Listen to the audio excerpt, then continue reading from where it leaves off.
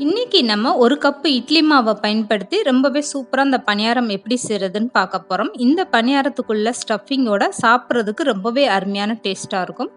இந்த பணியாரம் செய்ய அதிகமான டைம் எடுக்காதுங்க. வீட்டில் இட்லி மாவு இருந்தால் போதுங்க, சட்டுன்னு செஞ்சு முடிச்சிடலாம்.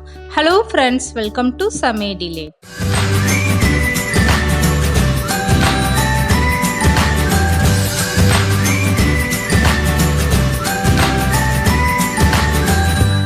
இப்போ இந்த பணியாரம் செய்கிறதுக்காக ஒரு கப் அளவுக்கு நான் வந்து இட்லி மாவு எடுத்திருக்கேன். இட்லி மாவு ரொம்ப புளிக்காத மாவாக எடுத்துக்கோங்க, அப்போ தான் உங்களுக்கு டேஸ்ட்டு நல்லாயிருக்கும்.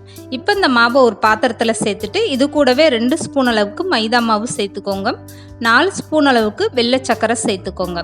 இதெல்லாமே சேர்த்துட்டு ஒரு ஸ்பூன் வச்சு இந்த மாதிரி நல்லா கலந்து விட்டுருங்க. இதில் நீங்கள் தண்ணி எதுவுமே சேர்க்க வேண்டாம். சர்க்கரை சேர்த்துருக்கிறதுனால உங்களுக்கு அந்த சர்க்கரை கரைய கொஞ்சம் நல்லா தண்ணி விட்ட மாதிரி ஆயிரும். இந்த மாதிரி ஒரு பக்குவத்தில் மாவை கலந்துட்டு ஃபஸ்ட்டு எடுத்து வச்சுருங்க. இப்போ இந்த மாவு தயாராகிடுச்சு. இதுக்கப்புறம் பணியாரத்துக்குள்ளே வைக்கிற ஸ்டஃபிங் எப்படி தயார் பண்ணுறதுன்னு பார்க்கலாம். இதுக்காக ஒரு மிக்சி ஜாரில் 1/2 கப் அளவுக்கு பொட்டுக்கடலையும் 2 ஏலக்காவும் எடுத்துக்கோங்க. இது கூடவே 7-8 முந்திரி பருப்பு சேர்த்துக்கோங்க.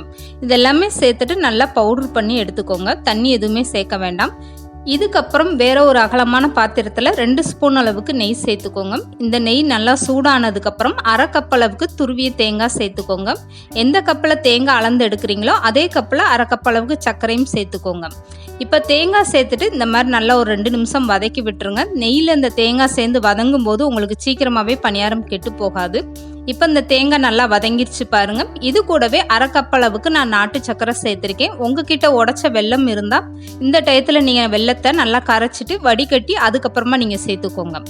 இப்போ நாட்டு சர்க்கரையும் சேர்த்துட்டு இந்த மாதிரி கலந்து கொடுக்கும்போது உங்களுக்கு லேசாக தண்ணி விட்ட மாதிரி ஆயிரும்.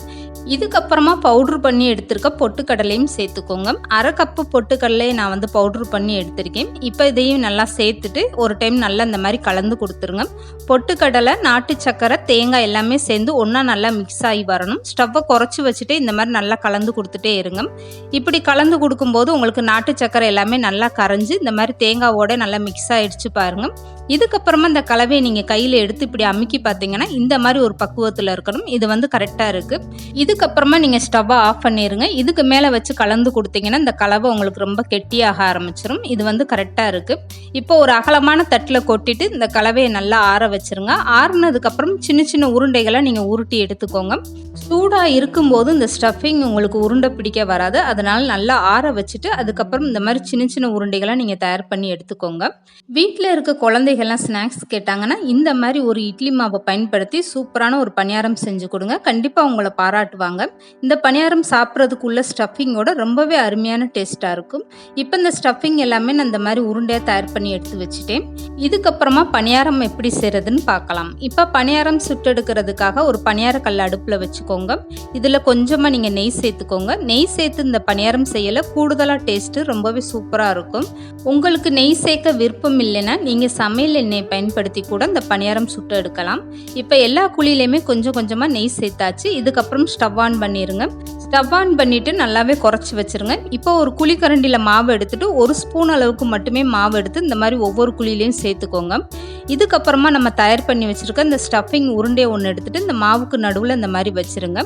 இதுக்கு மேலேயும் கொஞ்சமாக நீங்கள் மாவு சேர்த்துக்கோங்க. அப்போ இந்த ஸ்டஃபிங் வந்து வெளியில் தெரியாத அளவுக்கு ரொம்பவே சூப்பராக இருக்கும். இந்த மாதிரி மேலாக கொஞ்சமாக நீங்கள் மாவு சேர்த்துக்கோங்க. இப்போ நம்ம கரைச்சி எடுத்த இட்லி மாவு வந்து கரெக்டாக இருக்குது பாருங்கள். இந்த அளவுக்கு மாவு கெட்டியாக இருந்தால் தாங்க பணியாரம் வந்து உங்களுக்கு நல்ல புசு புசுன்னு பார்க்குறதுக்கு ரொம்ப அழகாக இருக்கும். இப்போ மீதம் இருக்க எல்லா பணியார குழியிலையும் இதே மாதிரி கொஞ்சமாக நீங்கள் மாவு சேர்த்துக்கோங்க. ஒவ்வொரு ஸ்பூன் அளவுக்கு மாவு சேர்த்துட்டு மீதம் இருக்க ஸ்டஃபிங் உருண்டையை ஒவ்வொன்றா எடுத்து இந்த மாதிரி நடுவில் வச்சுட்டு இதுக்கு மேலே இப்படி மாவு சேர்த்துக்கோங்க. எல்லா பணியார குழியிலும் இந்த மாதிரி சேர்த்துட்டு ஒரு மூடி போட்டு இப்படி மூடி வச்சுருங்க. 5 நிமிஷம்னாலும் நீங்கள் ஸ்டவ்வை குறைச்சி இப்படி வேக வச்சுருங்க. 5 நிமிஷத்துக்கு அப்புறம் நீங்கள் மூடியை ஓப்பன் பண்ணிவிட்டு இந்த பணியாரத்தை திருப்பி விட்டுறலாம். இந்த பணியாரம் சுட்டு எடுக்கிற வரைக்குமே நீங்கள் ஸ்டவ்வை மீடியமாக வச்சுட்டு சுட்டு எடுத்துக்கோங்க. அப்போ தான் உங்களுக்கு மேல் மாவு நல்லா வெந்து வரும். இப்போ இந்த மாதிரி 5 நிமிஷத்துக்கு அப்புறம் பணியாரத்தை ஒரு ஸ்பூன் வச்சு இப்படி திருப்பி விட்டுருங்க.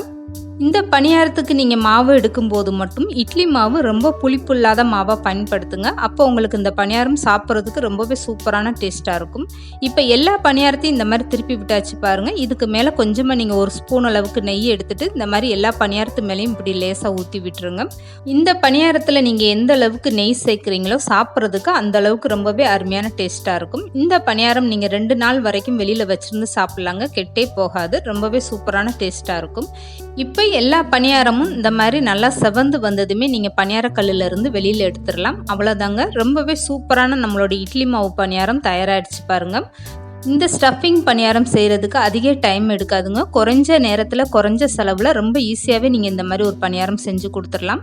இதை சாப்பிட்றதுக்கு ரொம்பவே அருமையான டேஸ்ட்டாக இருக்கும். இப்போ நான் ஒரு பணியாரம் கையில் எடுத்து காட்டுறேன் பாருங்கள். பார்க்குறதுக்கே எந்த அளவுக்கு நல்லா புசு புசுன்னு ரொம்பவே சூப்பராக வந்திருக்குன்னு. வீட்டில் இருக்கக்கூடிய இட்லி மாவை பயன்படுத்தி ரொம்பவே சூப்பரான இந்த பணியாரம் கண்டிப்பாக நீங்களும் ட்ரை பண்ணி பாருங்கள். அருமையான டேஸ்ட்டாக இருக்கும். இந்த வீடியோ பிடிச்சிருந்தா லைக் பண்ணுங்கள், ஷேர் பண்ணுங்கள், மறக்காமல் சமையல் டிலே சேனலை சப்ஸ்கிரைப் பண்ணுங்கள்.